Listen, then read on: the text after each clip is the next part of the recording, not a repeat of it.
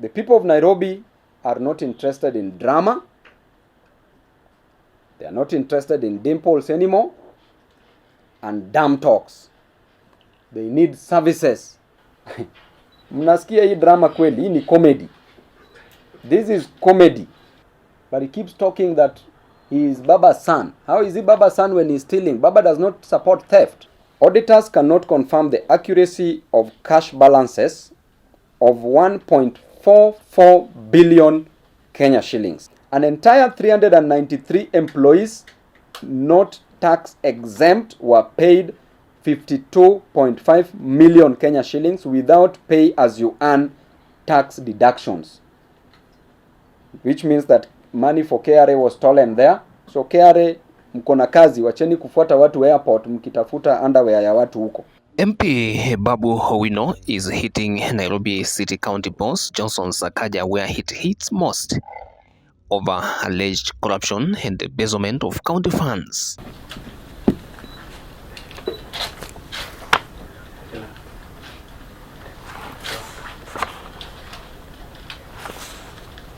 We have come up and analyzed the Auditor General's report that was released yesterday, 107-page report that is talking about the situation in Nairobi County. We have analyzed page by page from page 1 to the last page, which is page 107, and we have come up with the following facts, the conclusion to which there is serious misappropriation of funds in Nairobi County. There is serious embezzlement of funds in Nairobi County. There is serious pilferage of funds in Nairobi County. There is serious defrauding of the hard-earned money for the Nairobians, and there is serious misrepresentation of facts. To be short, the factoids presented by the current governor of Nairobi County. And therefore, if we want, number one, we want to talk about the type of audit opinions. And number one is the unqualified opinion. If the auditor talks about unqualified opinion, means that things are okay and there is no any problem with the books of the account. If the Auditor General talks about qualified opinion, means that there are audit queries, but adequate information provided in the audited statements. And if they recommend a disclaimer, then it means that information provided for audit is inadequate. And lastly, if there is an adverse opinion, then it means that the situation is terrible because of material and pervasive breaches. In our situation, there is an adverse opinion from the Office of the Auditor General. And therefore, my analysis consists of three parts. Part A is the adverse opinion, and it reads, the Auditor General says that they cannot confirm the accuracy and completeness of the financial statements provided by Sakaja for the financial year 2022-2023. The difference in payment reported by the financial statements and the ledger, which ordinarily should be the same, is 5 billion Kenya shillings, which is lost, and that is found on page 2 of the Auditor General's report. Therefore, the governor of Nairobi cannot explain the 9 billion in pending bills. Also in page 2, the controller of budget did approve 17 billion. Out of the 17 billion, the governor only paid 8 billion as pending bills, but 9 billion is lost. In addition to that, the pending bills balance, as indicated, is 98 billion, which the Auditor General says that could be hot air. Assets acquired by the county government are overstated by 320 million Kenya shillings, which is lost as per page 3 of the Auditor General's report. Next is the bank balances show that KRB, the RMLF indicates that 818 million Kenya shillings, that is what it indicates, while it should be 965 million Kenya shillings, which means that 147 million Kenya shillings is lost. Lost by lost means stolen or defrauded. Number 7, for assets acquired through NMS amounting to 620 million Kenya shillings, which is unsupported, payments were made of 3.5 billion shillings and a further 3.7 billion Kenya shillings found on page 4. Air was paid. By air it can mean oxygen, carbon dioxide, or any other air. Air was paid, or hot air was paid for at 60.8 million Kenya shillings, apparently for floodlights, but no supply was done and no entry was made for the same, found on page 4 of the report. Sakaja says he paid salaries of 11.2 billion Kenya shillings, but records of banks and IPPD shows only 8.8 billion Kenya shillings. Hence, 2.2 billion Kenya shillings was paid to ghost workers. By ghost workers, now it means that that money has been stolen. Purported payments of 161 million Kenya shillings and 93 million Kenya shillings to temporary workers were not supported by any documents at all.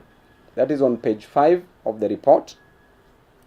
Number 10, 226 million Kenya shillings from the salary account was paid through 46 fictitious transactions, not supported at all and not related to salaries, which means 226 million again stolen. That is on page 5 of the report. That is part A on adverse opinion. Part B says other emphasis.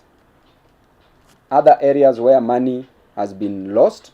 Number 1, despite reporting to have spent 29.2 billion against a budget of 39.6 billion, the county committed additional 17.8 billion, meaning it spent a total of 47.1 billion, which is 7.5 billion shillings above the budget. Now you can see where the fraud is, because they've budgeted for money, but they've spent above what they budgeted for. So which means they were spending on what they didn't budget for. That is on page 6 of the report.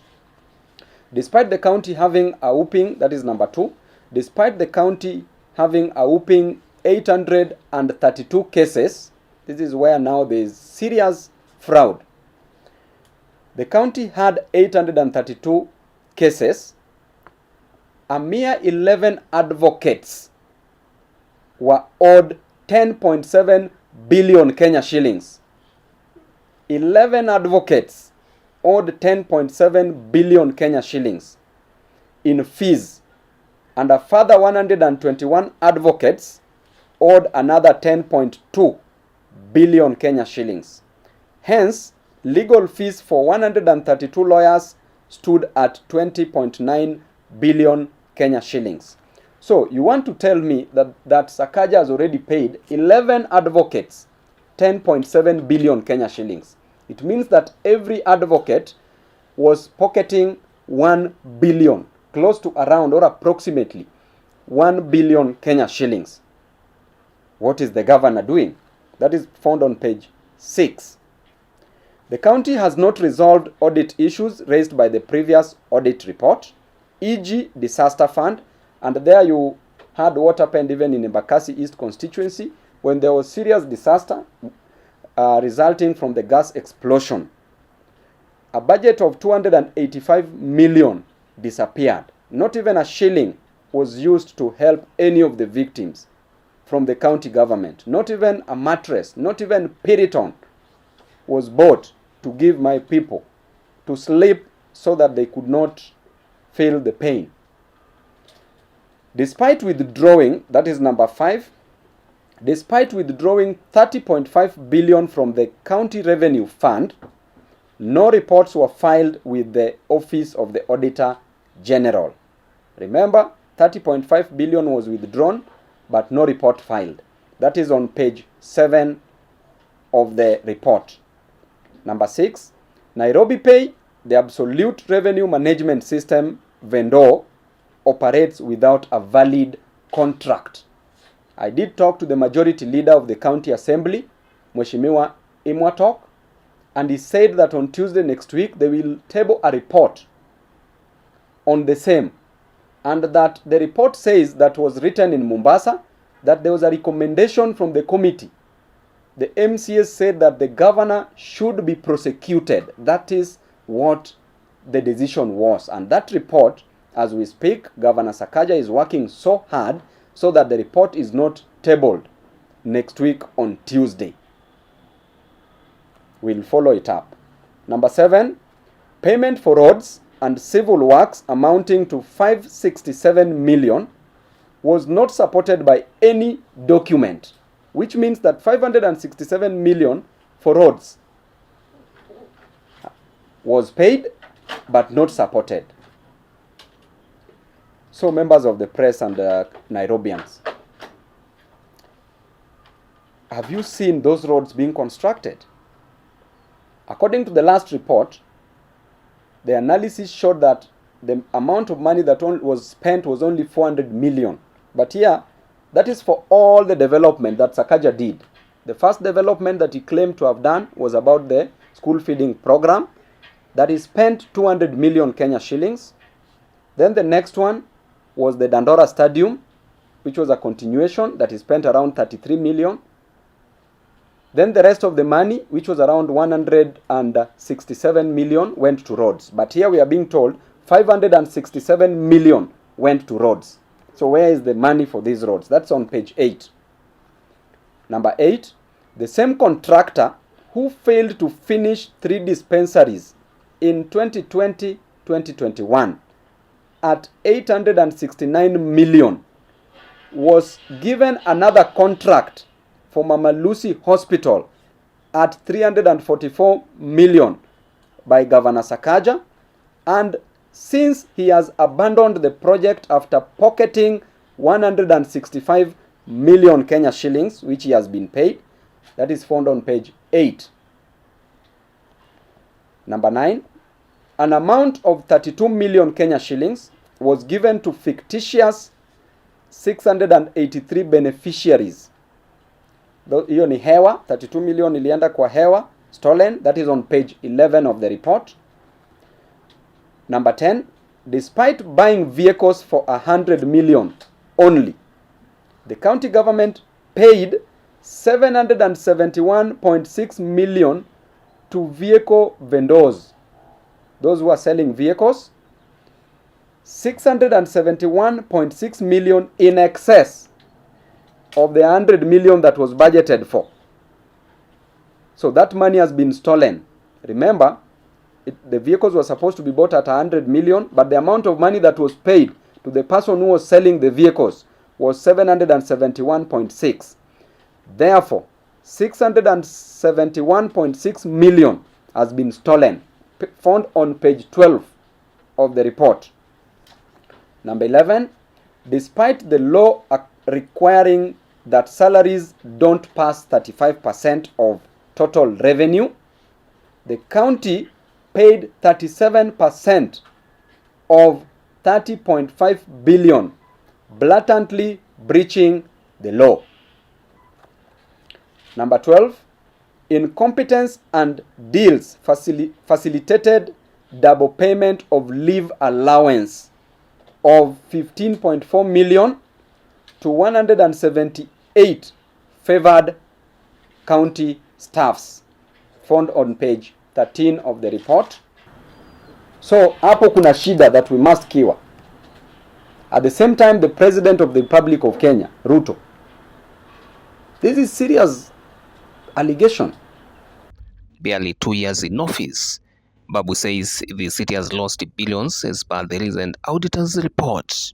An entire 393 employees not tax exempt were paid 52.5 million Kenya shillings without pay as you earn tax deductions, which means that money for KRA was stolen there. So KRA, mko na kazi, wacheni kufuata watu airport mkitafuta underwear ya watu huko na kutafuta vitu za watu. Kazi, pesa iko hapa kwa county. Number 15, some 395 employees were paid additional salaries of 100 million that cannot be explained. Probable collectors for some big short, found on page 14. Everything that I'm reading are very factual, and these are as per the Auditor General's report. Number 16, out of 13,354 employees of the county, only 167, which is 1.25%, are persons with disabilities against legal requirements of 5%. They should be 5%, not 1.25%. So there is no compliance. So therefore, the governor, you must up your game and employ persons with disabilities. That is found on page 14.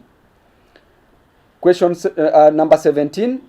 Despite deductions, despite deducting pay as you earn, NSSF and NHIF of 1.72 billion, the county government did not remit those statutory deductions, which means that they are deducting, but they are stealing these monies. They are not remitting.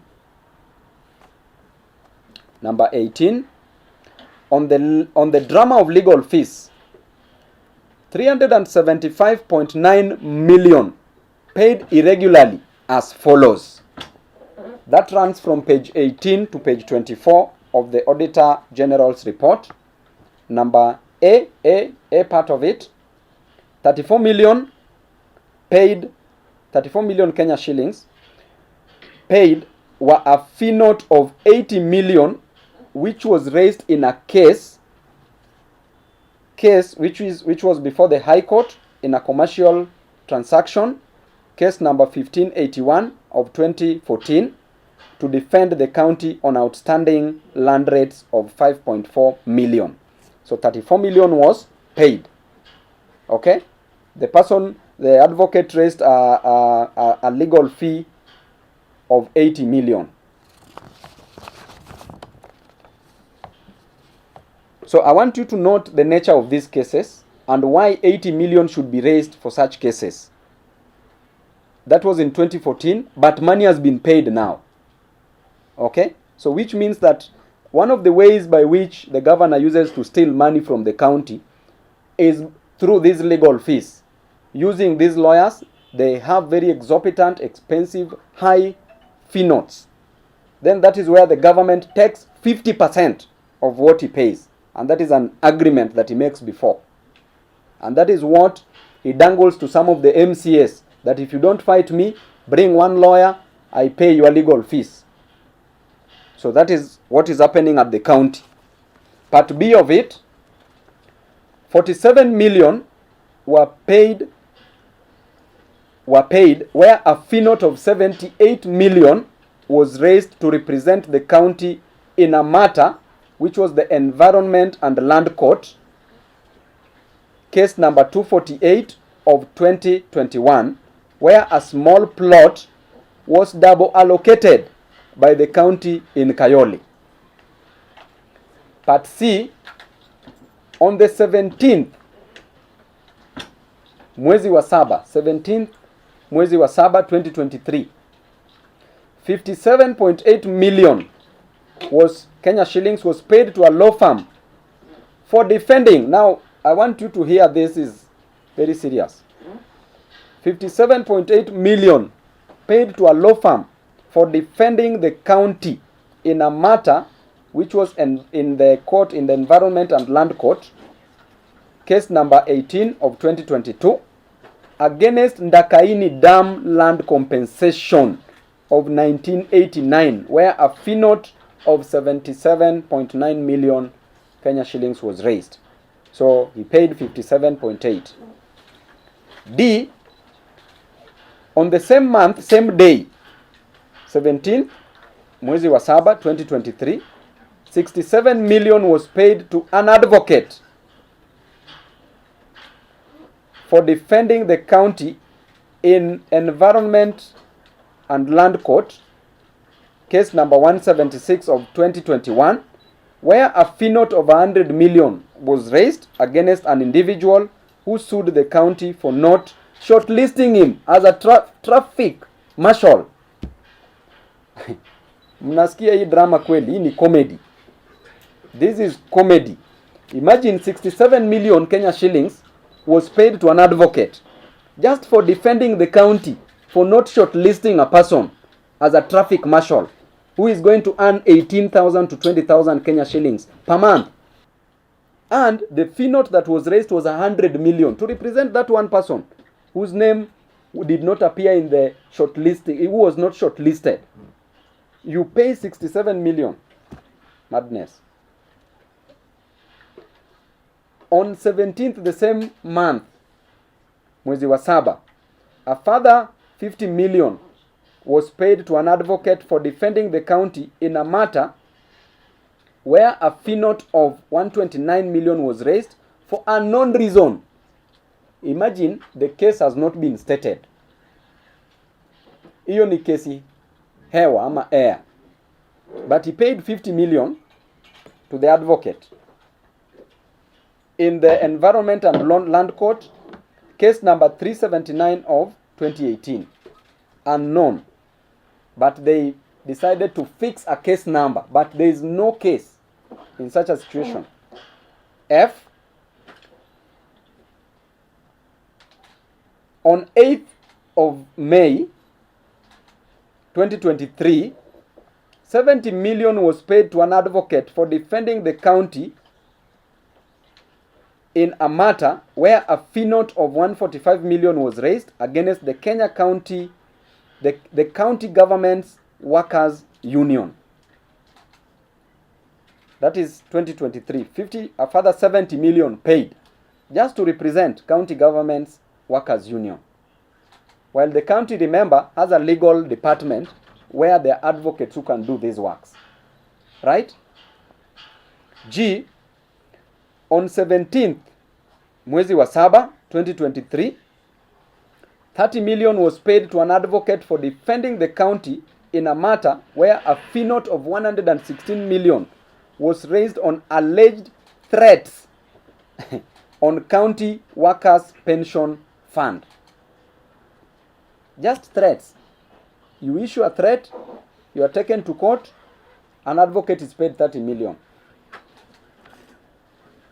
H, even those who have cases for murder, cases for terrorism, they don't pay advocates such amounts. H, on the 17th of March 2023, 20 million Kenya shillings was paid to a law firm for defending the county government in a matter which is before the High Court, a miscellaneous case number 123 of 2017. Then part C, which I've indicated as the last batch, it says number 1, a provider of security services to ECDE facilities who had been paid 42 million Kenya shillings for the months of April to August 2020, on 30th mwezi wa sita 2021 was paid again 16.8 million for the months July and August 2020 by Governor Sakaja and was paid on the 13th March of 2023. So the amount of money that has been stolen there is 16.8 million Kenya shillings. That is found on page 25 of the report. Number 2, garbage collection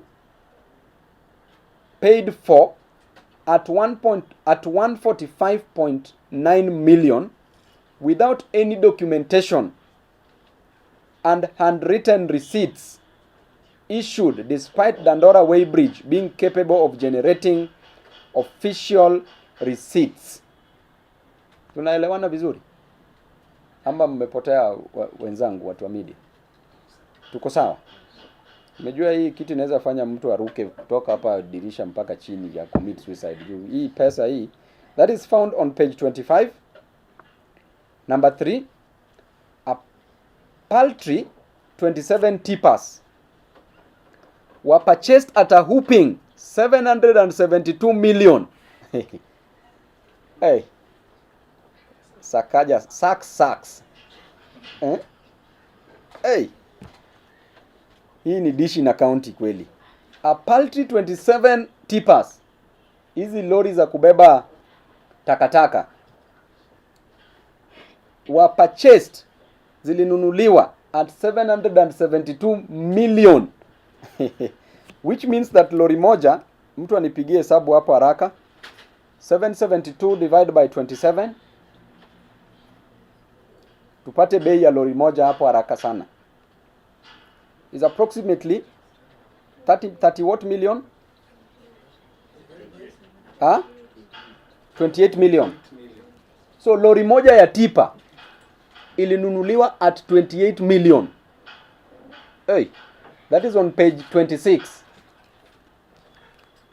Other notables: Governor Sakaja has refused to appoint critical staff.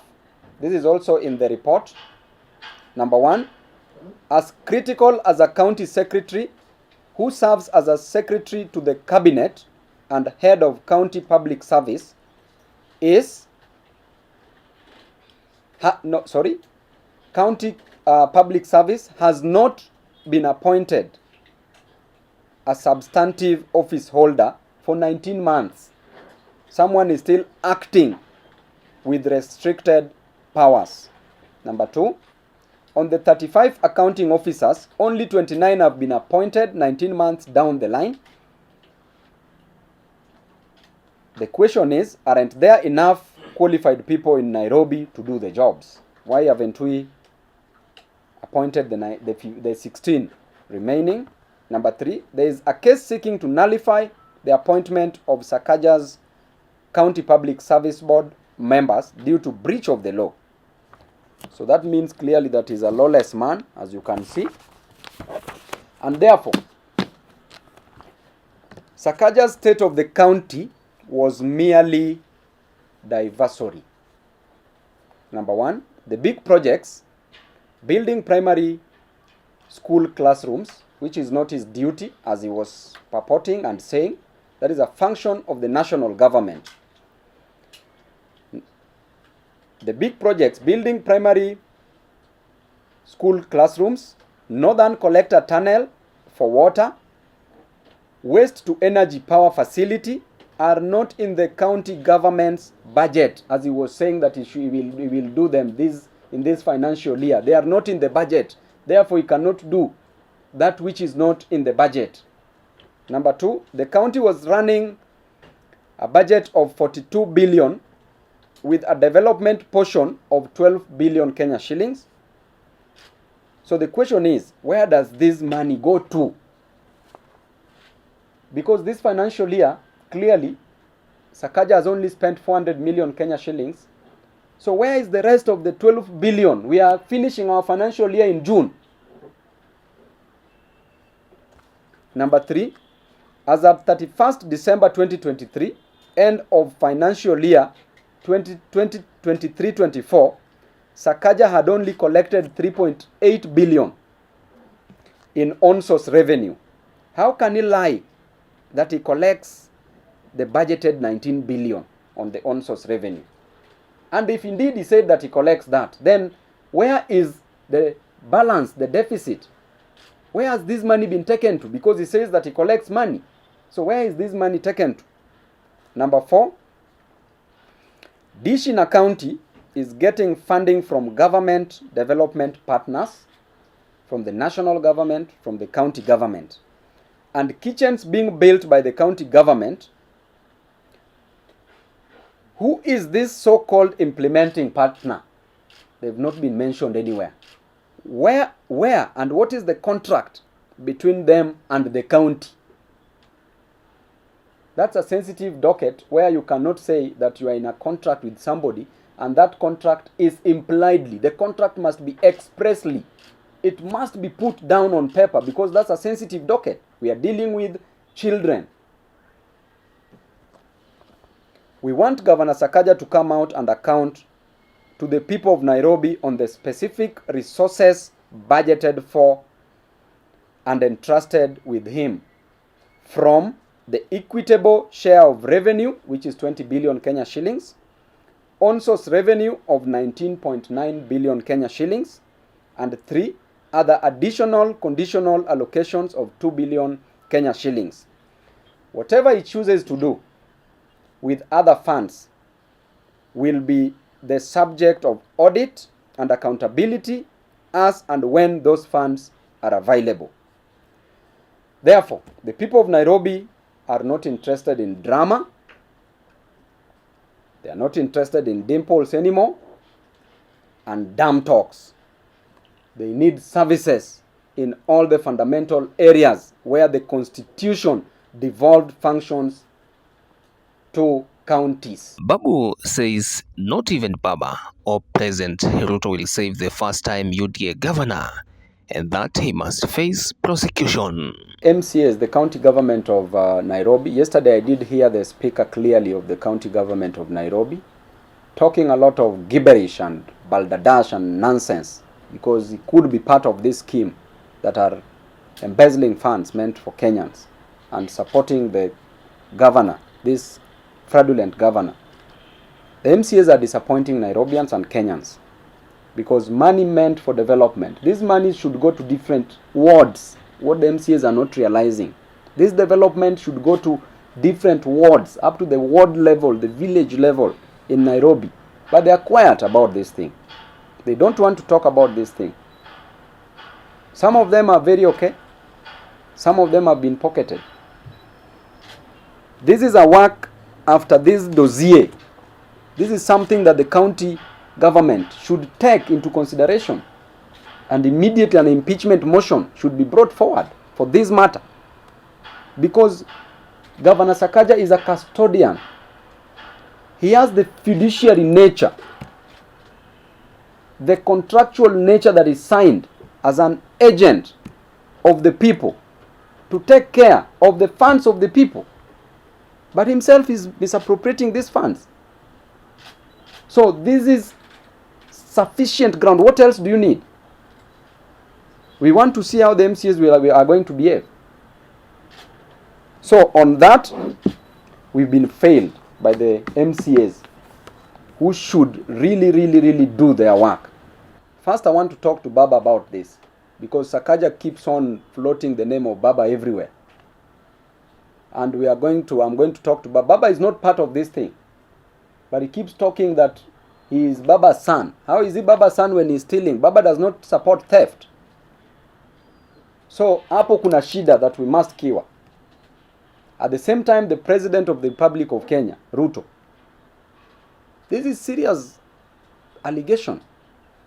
Now Sakaja wants to name a hospital after your wife, Rachel Ruto. Just to hoodwink. This is emotional blackmail. He's mobilizing people emotionally. This is emotional blackmail. Yeye every time notice that kama kuna kitu inakuwa shida inaungua, he rushes to the president. That is the time he goes there very fast. What is the president doing with his governor?